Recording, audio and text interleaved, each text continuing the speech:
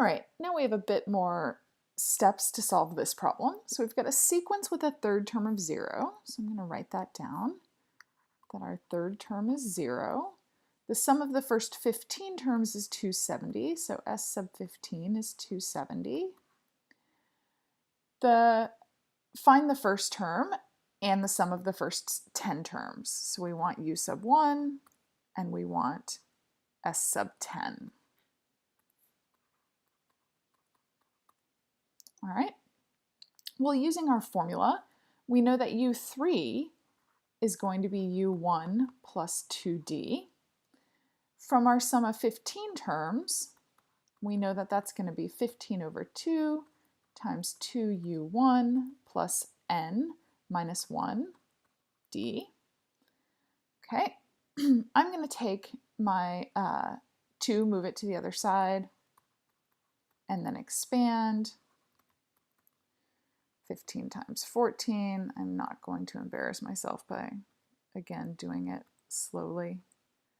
210.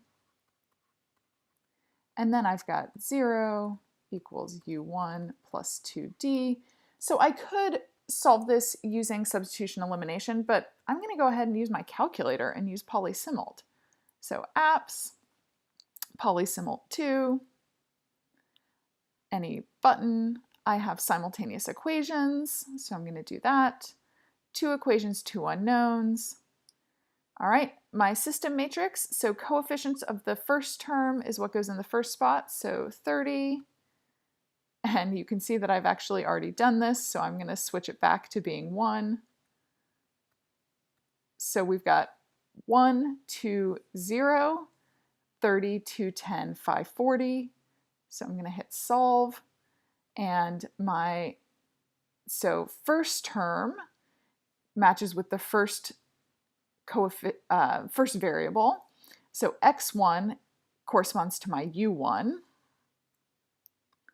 So u1 negative 7.2. Remember, my first term doesn't have to be an integer. My d value is 3.6. All right. Since I know my first term, I've answered this question. Now I need to find my S sub 10. So S sub 10 is going to be 10 over 2 times 2 U1 plus N minus 1. So that's 9 times 3.6. So I'm going to go ahead and come back to my calculator.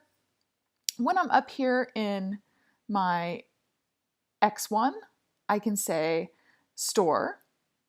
And I can call that, my calculator wants to call it F. I'm going to go back and call it A.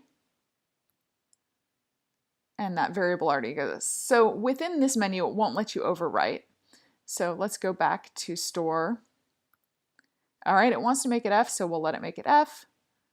And now I'll store this one, and that's going to be G. So now I'm going to come back to my home screen and quit. And I'm just going to put this in. So I'm going to have 5 times 2U1, which I stored as my F,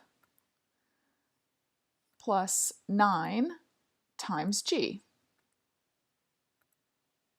So this is just a shortcut. I mean, these numbers were easy for me to type in, but if I had much more complicated numbers, using this allows me to store them. So I've got my S sub 10 ends up being a nice integer of 90.